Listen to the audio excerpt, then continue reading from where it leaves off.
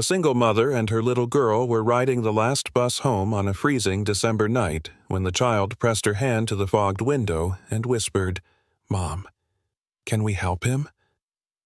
There, curled against the icy wall of an abandoned store, lay a German shepherd, limping, soaked in snow, eyes fixed on them as if he'd been waiting all along. They had never seen him before. They didn't know where he came from, yet in his jaws was a torn scrap of fabric, and on it, a symbol that would pull them into a dangerous secret the whole town had missed. Who had hurt him? Why did he find them? And what was he trying so desperately to lead them toward in the dark? What happened next will make you cry and believe in second chances again. The winter wind in Maple Harbor, Maine, had teeth that night. It howled through narrow streets lined with shuttered shops and old fishing boats rocking against their moorings. Snow had fallen earlier in the day, and now a thin sheet of ice glistened over the sidewalks, reflecting the pale glow of street lamps. The air smelled faintly of salt from the harbor and the smoke of wood-burning stoves. Inside the last evening bus, the heater rattled weakly, doing little to chase away the cold that clung to coats and scarves. Sarah Parker sat 2 seats from the back, a brown paper grocery bag in her lap, the tops of bread loaves and a carton of milk peeking out. She was in her mid-30s, tall and lean, with narrow shoulders and long arms, her dark hair pulled into a practical bun under a wool hat. Her skin was pale from New England winters, and faint worry lines framed her deep-set hazel eyes. Once upon a time, before her husband's sudden death in a fishing accident, Sarah had been quick to laugh and quick to trust.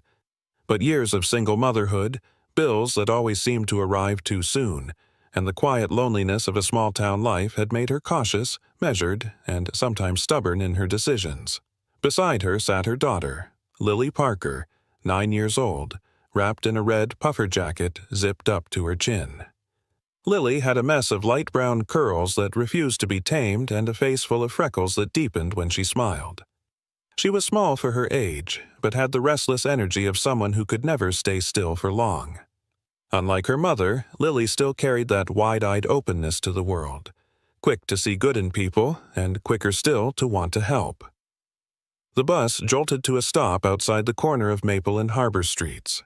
Most of the passengers were regulars, dock workers heading home, a pair of teenage girls sharing earbuds, and one elderly man with a neatly pressed wool coat and a fishing cap. His name was Henry Lowell, a retired fisherman who had lived in Maple Harbor his whole life. Henry had kind, watery blue eyes and a slow, thoughtful way of speaking, as if each word needed to be checked before it left his lips. It was Lily who saw him first. She leaned forward, pressing her mittened hands against the fogged-up glass of the bus window. "Mom," she whispered, her breath clouding the glass. "Look." Sarah followed her daughter's gaze. There, huddled against the wall of an abandoned corner store, lay a large German shepherd. His coat, once likely a rich sable, was matted and darkened with mud and clumps of ice. One of his back legs was bent awkwardly as he shifted, and when he tried to adjust his position, the leg dragged in the snow. His ribs were visible under the thick fur, and a torn leather collar lay in the slush beside him. What struck Sarah most, though, were the dog's eyes. Even from the bus, they seemed sharp and steady, not wild with fear, not dulled by surrender, but fixed, unblinking, as if measuring her and Lily both. "He's hurt," Lily said urgently. "Mom, we can't just leave him there." Sarah's first instinct was caution. Stray dogs could be dangerous, sick, unpredictable. She shifted the grocery bag in her lap and shook her head. "Sweetheart, we don't know him. He might bite. And it's freezing. He should be somewhere warm. Maybe his owner's looking for him." Henry Lowell, the old fisherman, leaned slightly toward them, having overheard. "That there's not just any dog," he said in his slow, gravelly voice. "Seen him a couple times near the docks. Folks say he used to belong to a security officer down at the shipyard. Saved the man from a break-in years back. Then one winter he just disappeared." Lily's eyes widened. "Disappeared? Where'd he go?" Henry shrugged. "Nobody knows. Maybe he got lost. Maybe someone took him. But a dog like that doesn't just forget where he came from." The bus hissed as the doors opened. The cold rushed in like a wave. Sarah hesitated. She could feel Lily's gaze on her, pleading without words. From the sidewalk, the German Shepherd didn't move closer, but he didn't look away either. His breath puffed faintly in the air, and a flake of snow clung to one of his whiskers. "Mom," Lily said again, her voice quieter this time, "you always tell me we should help when no one else will." Sarah flinched a little at that. It was true. She had taught Lily that kindness matters most when it's inconvenient. But it was one thing to say it, another to live it when safety might be at stake. The driver called out, "Last stop on Harbor Street." Henry gave Sarah a small, knowing smile. "Sometimes, Miss Parker, the help we give comes back to us in ways we don't expect." The grocery bag crinkled in Sarah's arms as she stood, guiding Lily toward the door. The wind knifed through her coat the moment they stepped off the bus. Lily ran ahead the few steps to the corner store. The dog's ears pricked up, but he stayed still, watching her approach. When she stopped a few feet away, she crouched slightly, holding out her mittened hand. The dog tilted his head, studying her. Then, slowly, he pushed himself up on his 3 good legs. His injured leg hovered just above the snow. He limped closer, stopping short of touching her hand. Sarah came up beside her daughter, heart pounding. "All right," she said softly, mostly to herself. "Just for tonight." The dog's tail gave a small, cautious wag. They didn't know it yet, but the moment Sarah made that decision, to take a chance on a stray in the freezing dark, would set in motion a chain of events neither she nor Lily could have imagined. The wind off the harbor cut sharp and clean through the narrow streets of Maple Harbor, scattering thin clouds of snow that swirled under the dim street lamps. Sarah shifted the grocery bag to her left arm, her other hand resting lightly on Lily's shoulder as they stepped off the curb. Shadow followed them, not close enough to crowd them, but always there, 3 slow, careful steps behind. His injured leg barely skimmed the ground, his gait uneven but steady. Each time Sarah glanced over her shoulder, his eyes were there, steady and unblinking, as if making sure they didn't change their minds. The town was quiet at that hour. Most shops had been closed for hours, their windows fogged and dark. A few people passed on the opposite sidewalk, their gazes flicking toward the large dog limping behind mother and child, then quickly away. Maple Harbor was the sort of place where people noticed but rarely interfered. By the time they reached their building, a 3-story brick block from the 1940s with paint flaking from the trim, Lily's cheeks were flushed red from the cold. She hurried up the shallow front steps and pushed open the heavy door, holding it for her mother. Shadow hesitated at the threshold. His ears twitched at the smell of heating oil, dust, and old carpet. For a heartbeat, it looked as if he might turn back into the night. Then Lily crouched down and patted her knee, her mittened hand beckoning. "Come on, Shadow. It's warm inside." The dog stepped over the threshold. The hallway was dim, lit by a single buzzing fluorescent bulb overhead. The linoleum floor was worn smooth in the middle, and the scent of boiled cabbage drifted faintly from somewhere above. Their footsteps echoed softly. Halfway up the stairs, a door creaked open on the 2nd floor. Mrs. May appeared, carrying a small trash bag. She was in her late 60s, a wiry woman with a narrow face, steel gray hair pulled into a no-nonsense bun, and a cardigan that looked hand-knit but well-worn. Her eyes were sharp and assessing, the kind of gaze that could take in a person's shoes, coat, and expression in a single sweep and draw a conclusion. Her gaze landed on Shadow. It stayed there. "That dog's been hanging around the harbor," she said, her voice a blend of curiosity and disapproval. "I've seen him. Alone. Weeks now." Sarah paused on the stair. "He was out in the cold. Just for tonight." Mrs. May's lips pressed into a thin line. "Be careful. A stray that size. You don't know what's in his past." Lily stepped forward, chin lifting. "Then we'll help him have a new one." A flicker, almost a smile, crossed Mrs. May's face, but she said nothing more, just pushed past toward the stairwell with her trash bag. The 3rd-floor landing was warmer, though the overhead light flickered every few seconds. Sarah unlocked their apartment door, and the familiar creak welcomed them in. The space was small, a narrow kitchen to the right, a living room just large enough for a faded sofa and a coffee table with one uneven leg, 2 bedrooms tucked away behind thin walls. The air carried the scent of home, detergent, a faint trace of cinnamon from a candle burned earlier in the week, and the metallic tang from the old radiator. Sarah set the groceries on the counter and pulled out an old fleece blanket from the hall closet. She hesitated, glancing at the space near the radiator where the floor was warm to the touch. She spread the blanket there, smoothing it flat. "This is yours for tonight," she told the dog.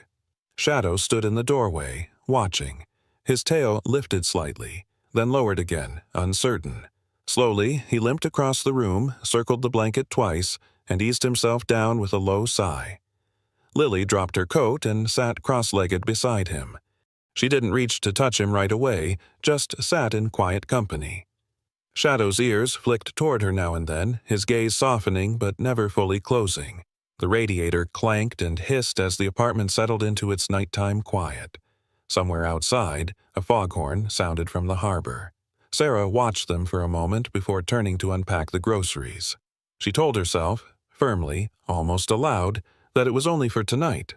Morning light in Maple Harbor was pale and cold, slipping through the thin curtains of the Parker apartment like water through cracks. Outside, the air carried the briny tang of the harbor, mixed with the faint metallic echo of boat riggings clinking in the wind. The distant blast of a ferry horn cut through the early stillness, a low, mournful sound that rolled in from the docks. On the blanket near the radiator, Shadow stirred. His ears twitched first, one flicking toward the window, the other toward the door. His eyes opened slowly, adjusting to the muted daylight. The limp was still there when he stood, shifting his weight carefully, testing the leg before stepping forward. Sarah, already dressed in a thick sweater and jeans, stood by the kitchen counter pouring coffee into a mug, her hair loosely tied back. The lines of fatigue were still present on her face, but this morning they seemed softer. Lily emerged from her bedroom in a flannel nightgown, her hair a messy halo of curls.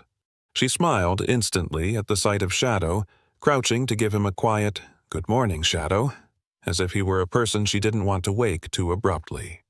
The dog's tail moved once, a small, deliberate wag. "Let's take him out before school," Sarah said, setting her coffee down. She grabbed her coat and scarf from the peg near the door. Shadow's head lifted at the jingle of keys, but something in his stance shifted. His shoulders tightened. His eyes flicked to the hallway, and his body angled subtly toward Lily as if positioning himself between her and the door. When Sarah opened the door, cold air swept in, carrying the faint scent of seaweed and wood smoke from chimneys. Shadow stepped into the hall, his nails clicking softly against the worn linoleum. Halfway to the stairwell, Sarah froze. A man stood at the far end of the hallway, just beyond the last pool of light from the flickering bulb overhead. He was tall, with a heavy-set build wrapped in a dark wool coat. A knit cap shadowed most of his face, but his posture was unmistakable. He was watching them. His stance wasn't casual, it was fixed, deliberate. The moment Sarah's eyes met his, he turned and walked toward the stairwell, disappearing down before she could say a word. "Mom?" Lily asked from behind her, sensing the tension. "It's fine," Sarah said quickly, though her voice was tighter than she meant it to be. She ushered them forward, but Shadow paused where he stood, nose lifted, ears pricked forward, staring down the stairs long after the man was gone. Outside, frost still clung to the grass along the sidewalk, crunching under their boots. Sarah looped Shadow's leash around her wrist, though it was more for reassurance than control. He moved slowly, never straying more than a few feet from her side. It was then, as she adjusted the length of the lead, that Lily noticed the frayed leather collar around his neck. She reached out to straighten it and found, half buried in the worn material, a small metal plate. "There's something here," Lily said, brushing away the dirt. She squinted at the faint engraving. 9:47? Sarah took a closer look, her brow furrowing. She had seen enough news stories and police demonstrations to recognize those markings. "That's not just a number," she murmured. "It's a unit designation. He's a K-9. Lily's eyes widened. Like a police dog? Sarah nodded slowly. She glanced down at Shadow, who was now watching a pair of gulls circle overhead. The pieces didn't quite fit, but there was no mistaking it. This was not an ordinary stray. Meanwhile, across town at the harbor, Police Chief Daniel Mason stood on the weathered planks of Pier 3. In his mid-40s, Mason was broad-shouldered and carried himself with the easy authority of a man who had spent years balancing small-town politics with big-city crime experience. His uniform was neat, his boots polished despite the salt spray that clung to everything near the docks. A pair of officers stood nearby, cataloging crates from a recent seizure. 3 containers, Mason said, flipping through a clipboard of reports. Manifest says textiles, but half the inventory's missing, and that's just what we've found so far. His tone was even, but there was an edge to it. This wasn't just petty theft. It was organized. One of the younger officers glanced over. You think it's the same crew that's been working the coast? Mason didn't answer right away. He was looking toward the edge of the pier, where a section of rope had been cut clean through. Could be, he said finally. Or it could be someone new, using the same playbook. Back at the apartment, Sarah led Shadow toward the park, but as they passed the side alley near the building, he froze. His body went rigid, ears forward, nose working the air. Then, without warning, he backed up, pressing himself toward the wall. "What is it?" Lily asked, crouching down. Sarah followed his gaze but saw nothing, just a trash bin and the shadow of the fire escape ladder above. Still, the reaction was unmistakable. His breathing quickened, his eyes darted toward the street, and then came the sound. The heavy, deliberate thud of boots on tile from inside the building, somewhere above them, moving toward the hall they had just left. Shadow turned, almost in a flinch, and limped quickly toward the apartment door. Once inside, he made straight for the living room and wedged himself behind the armchair, his body low, tail tucked but eyes alert. Sarah closed the door behind them, her heart pounding without knowing exactly why. The afternoon sky over Maple Harbor was the color of tarnished silver, heavy with the promise of more snow. Down by the waterfront, gulls wheeled overhead, their calls sharp and restless as if sensing some disturbance beyond the usual rhythms of the port. Sarah had agreed to take Lily to the docks after school. The girl claimed Shadow needed fresh air and a walk somewhere with more room than the narrow streets near their apartment. Lily, bundled in her red coat, skipped ahead with the leash slack in her mittened hand. Her cheeks glowed pink from the cold, curls bouncing with each step. Shadow trotted beside her, his limp more pronounced on the uneven boards of the pier, but his ears swiveling constantly, scanning for sounds. He was alert in a way Sarah was beginning to recognize, the quiet tension of a dog reading the air for signals no human could hear. Sarah followed a few paces behind, scarf wrapped snug around her neck. Her tall, lean frame was slightly hunched against the wind, and her eyes kept moving, not just on Lily and Shadow, but on the people scattered along the docks. A pair of deckhands unloading crates, an older man fixing a fishing net, a teenager kicking at the ice along the seawall. They passed the fish market and rounded a corner toward the older part of the port, where most of the warehouses had long since been shuttered. The planks here were weathered gray, and the smell of salt mixed with the faint, acrid tang of engine oil. That was when Shadow froze. One paw lifted, ears pricked sharply forward. His gaze locked on a squat building at the far end, a warehouse with peeling green paint and a rusted sliding door chained shut. The dog's body tensed, his tail stiffening, nostrils flaring. "What is it?" Lily asked, kneeling slightly to follow his gaze. Shadow moved forward in a measured, almost stalking gait, pulling Lily gently along. Sarah frowned but didn't call them back just yet. They reached the side of the warehouse where a gap in the wall revealed a shadowy interior. Inside, half buried under a tangle of fishing nets and tarps, was a large canvas sack. Shadow's nose dipped toward it, sniffing with short, sharp breaths. Then he barked. Not the high, excited bark of a dog playing, but a deep, resonant warning that made Lily startle. Sarah's pulse jumped. She stepped closer, the crunch of grit under her boots loud in the still air. She tugged at the edge of one net, revealing part of the sack. The faded shipping label was barely legible, but one word stood out. Textiles. The same type Chief Mason had mentioned in the stolen shipment report she'd overheard at the diner 2 days ago. Mom, this is from that missing shipment, isn't it? Lily's voice was hushed, as though the air itself might be listening. Before Sarah could answer, a voice called from the pier. "Afternoon, Sarah Parker." She turned to see Tom Barrett approaching. Tom was in his 70s, weathered like the hull of an old boat, his face a map of deep lines from decades of sun and wind. He wore a thick navy sweater and a cap pulled low over his brow. Tom had been a fisherman all his life and now mostly mended nets for the younger crews. "Didn't expect to see you down here," he said, his gaze dropping to Shadow. "That the same dog I saw hanging around the pier last month?" Sarah hesitated. He's staying with us for now." Tom nodded slowly, eyes narrowing as he looked toward the warehouse. "You might want to be careful. I saw some men near here a few nights back, not locals. They had a boat tied up past midnight, and I swear I heard a dog barking. Deep bark, like him, and then it went quiet, not the good kind of quiet."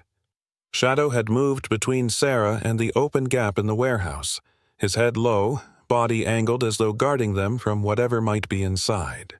His breath came in slow, controlled bursts, and his gaze flicked toward the water beyond the pier. Sarah felt a prickle run up her spine. She wanted to call Chief Mason immediately, but the thought of drawing attention to herself, and by extension to Lily, made her hesitate. This wasn't her fight, but the sack under those nets said otherwise. Lily looked up at her, eyes wide. "We have to tell someone, Mom. What if they come back?" Sarah exhaled, long and slow. "We will. But not from here. Not where anyone can see us." She glanced once more at the sack, memorizing the placement, the details, the torn netting over it. Then she tugged Lily's hand gently. "Come on, let's get back before it gets dark." As they walked away, Shadow looked back over his shoulder, ears swiveling as if he could still hear something moving inside that warehouse. Whatever it was, Sarah knew this wasn't over. The wind off the harbor was sharper than usual that night, rattling the thin window panes of the Parker apartment. Sarah sat at the kitchen table, her fingers curled around a mug of tea, gone lukewarm. The apartment was quiet except for the slow tick of the wall clock and the soft hum of the radiator.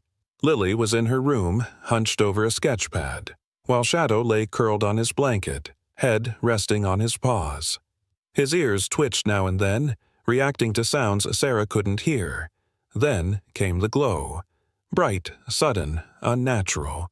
It cut through the thin curtains like a blade of white fire.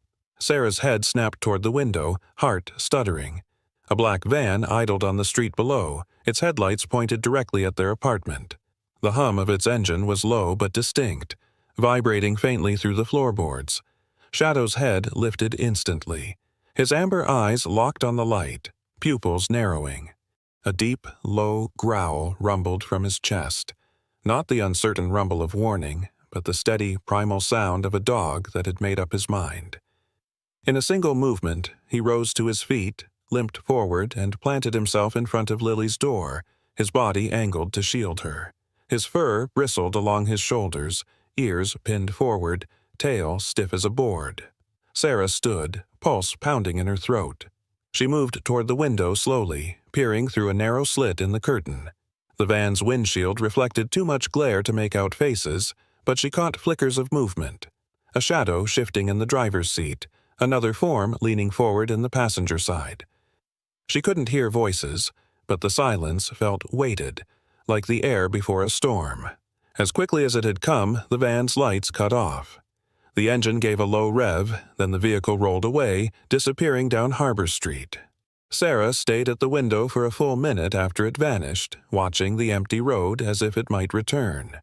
When she finally turned, Shadow was still at Lily's door, eyes fixed on the entrance. His body eased only when Sarah crouched beside him and brushed her fingers lightly through the thick fur of his neck.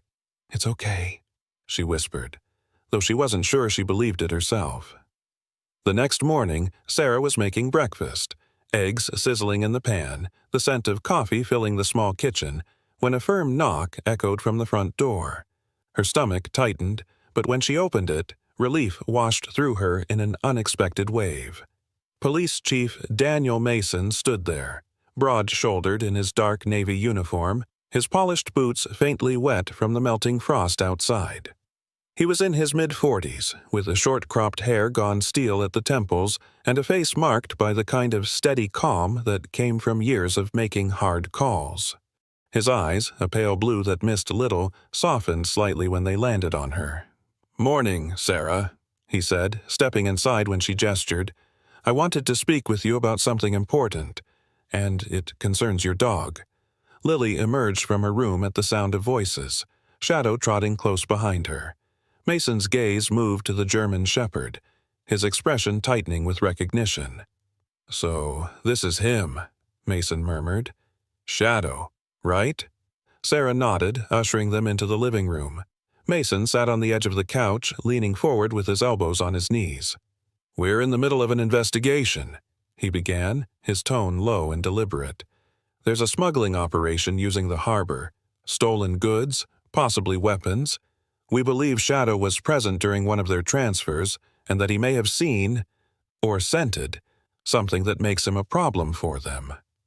Sarah's fingers curled around her coffee mug. "You think they're after him?" Mason met her gaze without hesitation.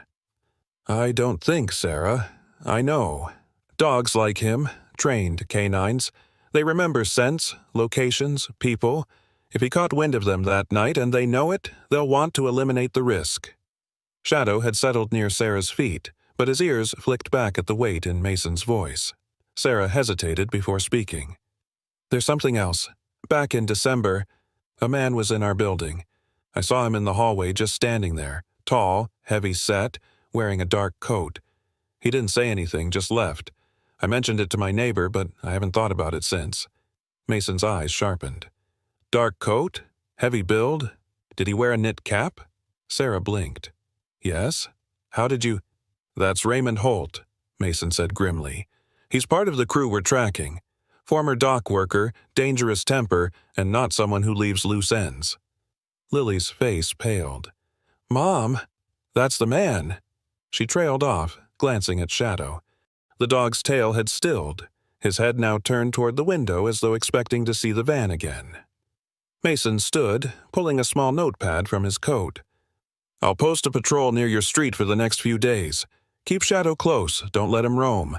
And if you see that van again, or Holt, you call me directly." Sarah nodded, feeling the knot in her chest tighten. As Mason stepped toward the door, Shadow rose too, following him halfway before stopping, as if making a silent pact to guard the family until the threat passed.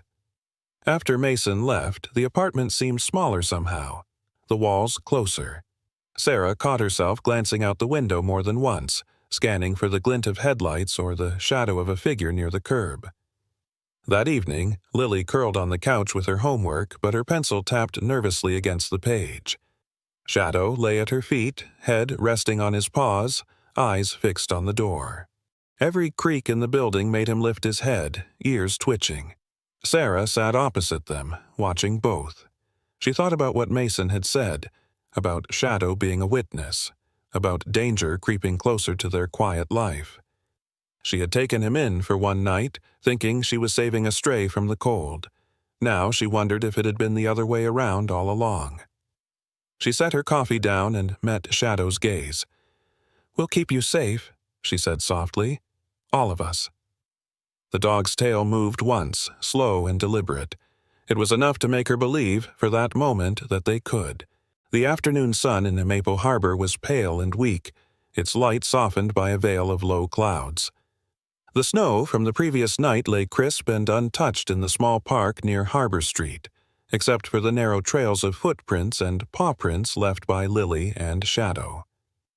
It was one of the few open spaces in town where Lily could stretch her legs, and Sarah had allowed her to take Shadow there after school, with the promise she wouldn't wander too far from home. Lily wore her thick red coat, woolen scarf, and a pair of purple mittens that looked a size too big. Her breath puffed into the cold air as she tossed a small stick across the snow. Shadow limped after it, not fast but determined, bringing it back each time with a quiet dignity. His injured leg still dragged slightly, yet his body was steady, his amber eyes always returning to Lily between each run. At the far end of the park, a few other children were building a lopsided snowman. Their parents sat on benches, bundled in heavy coats, chatting in low voices. One of them, a young woman with a bright orange knit hat, kept smiling in Lily's direction, clearly amused by the German Shepherd's slow but stubborn chase. Lily was crouched down, brushing snow off Shadow's muzzle, when she noticed a man leaning against a tree a short distance away. He was tall, dressed in a black parka with the hood up, his hands buried in his pockets. His face was half hidden by a scarf pulled up to his nose, but his eyes, dark, sharp, and unblinking, were fixed on her. She felt a flicker of unease, but before she could move, the man pushed off from the tree and began walking toward them with deliberate steps. Shadow noticed him at the same moment. His ears shot forward, and a low growl began deep in his chest. "Shadow," Lily whispered, glancing between the dog and the approaching stranger. The man's pace quickened. He reached out suddenly, one gloved hand darting toward Lily's arm. "Come with me," he muttered under his breath, his tone low but urgent. Before his fingers could close, Shadow lunged. Despite the limp, his body moved with explosive force, teeth flashing as they sank into the thick fabric of the man's sleeve. The stranger cursed, trying to shake him off, but Shadow held firm, his growl now a deep, vibrating snarl that drew the attention of everyone nearby. "Run, Lily." Sarah's voice wasn't there. She was still at home, but Lily didn't need telling twice. She turned and sprinted toward the park's main path, snow crunching under her boots. The man managed to wrench free from Shadow's grip, shoving the dog hard to the side. Shadow stumbled, but didn't stop. He surged forward again, snapping at the man's legs, driving him backward toward a row of snow-covered hedges. The man cursed again and bolted, heading toward a narrow alley that cut between the back of the park and the old brick buildings lining Harbor Street. Shadow gave chase, his paws slipping on the icy patches but his focus locked on the fleeing figure. The alley was a maze of snowdrifts and half-frozen puddles. The man tried to lose the dog by weaving between trash bins and ducking behind a delivery truck, but Shadow's nose and ears were relentless. Each time the man tried to pivot, Shadow was there, blocking his path, forcing him to stumble sideways. By the time they reached the far end of the alley, the sound of boots pounding on snow joined the chaos. Chief Mason and two uniformed officers appeared from the street, their breath visible in the frigid air. "Stop! Police!" Mason's voice rang out, cutting through the winter quiet. The man skidded to a halt, only to find Shadow right behind him, teeth bared, blocking any retreat. Mason and his officers closed the distance in seconds, the crunch of their boots echoing off the alley walls. One officer, a stocky man with a reddish beard, wrestled the suspect to the ground while Mason kept his eyes on the dog. Shadow didn't move until Mason stepped forward, resting a gloved hand lightly on the dog's shoulder. "Easy, boy. You did good." The words seemed to sink in, and Shadow finally sat, sides heaving from the exertion. By now, a small crowd had gathered near the park's edge.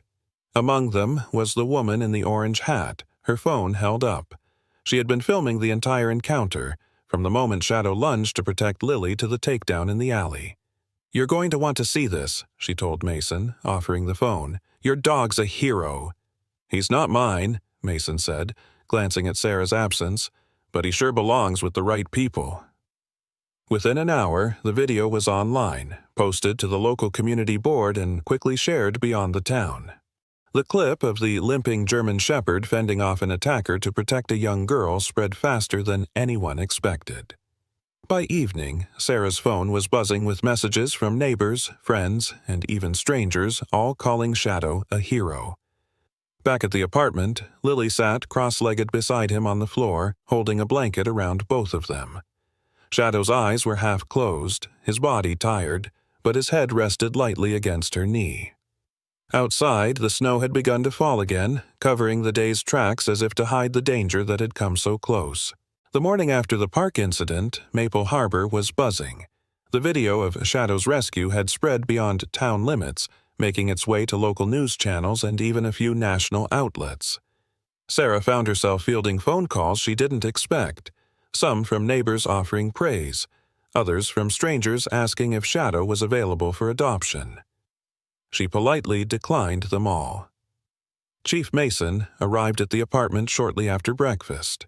His heavy winter coat was dusted with fresh snow, and his steel-gray eyes carried the kind of determination Sarah had learned to recognize. Something had shifted in the investigation. He greeted Lily with a warm nod before turning his attention to Shadow, who was sitting alert near the radiator. The dog's gaze locked on Mason immediately, ears forward, tail still. "That video," Mason began, pulling out a tablet from his coat pocket, "might have just given us the break we needed." He set the device on the coffee table and played a clip, paused at a keyframe. Shadow mid-lunge at the man in the park. Behind the suspect, barely visible, was a section of a chain-link fence with faded green paint. "Recognize that?" Mason asked.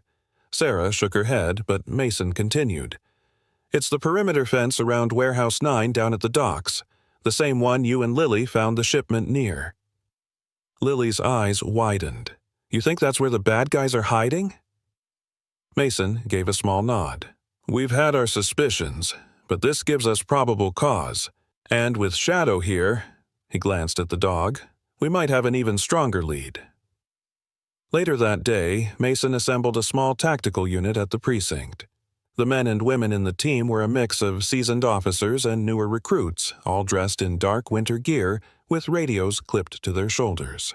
One of them, Officer Carla Ruiz, was new to Maple Harbor, mid-30s, sharp-eyed, with dark hair pulled into a tight braid. She had transferred from a larger city's K-9 unit and knew how to work around dogs in tense situations. Shadow rode in the back of Mason's SUV with Lily and Sarah, the leash looped around Sarah's wrist. As they pulled into the lot behind the warehouse, the snow began falling harder, muting the sounds of boots on gravel. The building loomed ahead, its rusted siding streaked with salt stains, the green paint on the fence just as Mason had shown. The team moved in quickly. Mason signaled 2 officers to take the east entrance while he and Ruiz approached from the west. Shadow's head lifted, nostrils flaring. He tugged gently on the leash, guiding Sarah toward the fence line. Mason noticed and motioned for Ruiz to follow. They reached a section of fence where the bottom had been pulled up just enough for a person, or a dog, to slip through. Inside, the air smelled of oil, damp wood, and something else faint but distinct.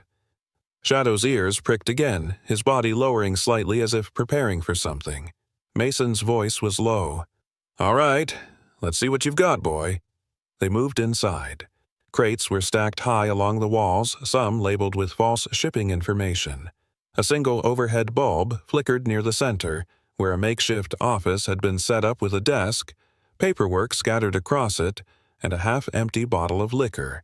From the shadows at the far end, a figure emerged. He was tall, broad across the shoulders, his dark jacket unzipped to reveal a faded police academy sweatshirt. His hair was cropped short, streaked with gray, and his eyes, cold, calculating, shifted from Mason to Shadow. A thin scar ran from the corner of his mouth to his jaw. Shadow froze mid-step. Then, with a low, almost guttural sound, he bared his teeth. Sarah's breath caught. "He knows him." Mason's gaze sharpened. "Who is he, Shadow?" The man smirked. "You always did have a good nose, didn't you, boy?" His voice was rough, tinged with mockery. Ba Mei's voice echoed in Sarah's memory. She had mentioned seeing Shadow with someone down at the harbor weeks ago. As if on cue, the door behind them creaked open and Mrs. Mei herself stepped in, bundled in her thick gray coat. In her gloved hand, she held a small photograph, edges worn. "I thought you might need this," she said, handing it to Mason. The picture showed a younger Shadow, alert and strong, sitting proudly beside the man now standing in front of them. The man wore a police uniform in the photo, his hand resting on Shadow's collar. Mason's jaw tightened. "Sergeant Alan Dwyer, former K-9 handler, discharged after a corruption investigation. Guess we found out where you landed." Dwyer's smirk faded. "You've got nothing you can prove."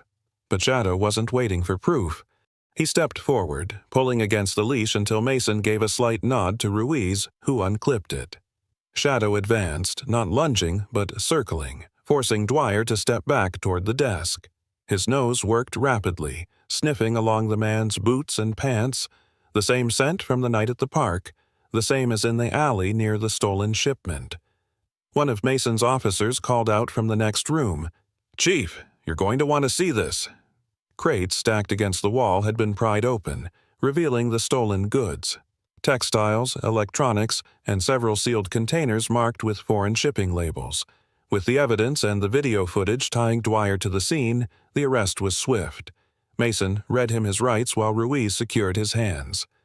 Dwyer shot one last glare at Shadow, who sat calmly now, his tail giving one slow wag as if the job was done. Sarah watched in silence, her hand resting on Lily's shoulder. She could see the pride in her daughter's eyes as she looked at Shadow, and for the first time since the dog had limped into their lives, Sarah felt the weight of gratitude settle in fully. By late March, the ice along Maple Harbor's shoreline had broken apart, floating away in slow, shimmering sheets.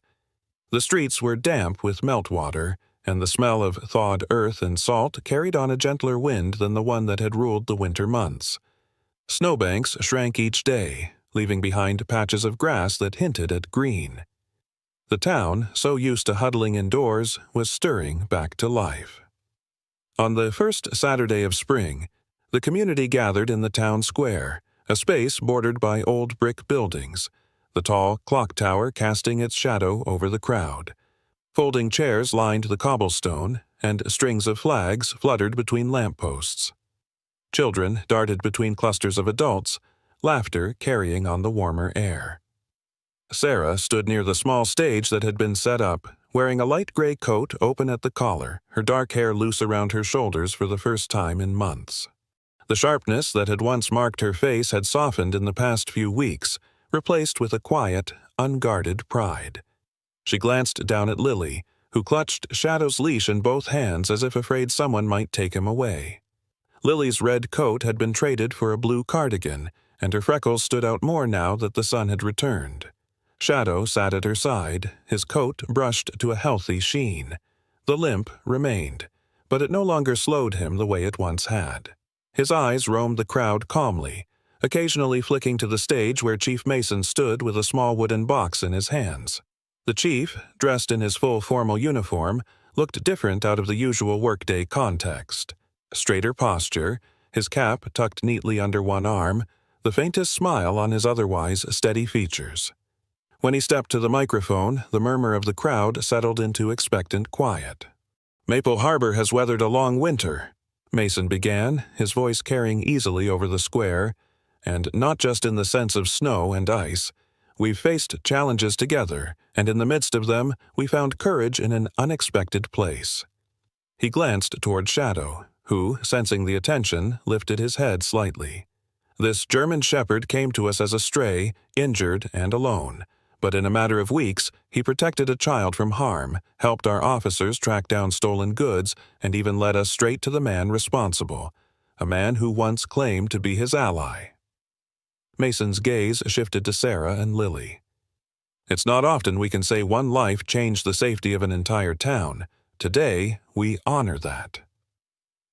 From the box, Mason lifted a small silver tag engraved with the words K9 Honorary, Shadow.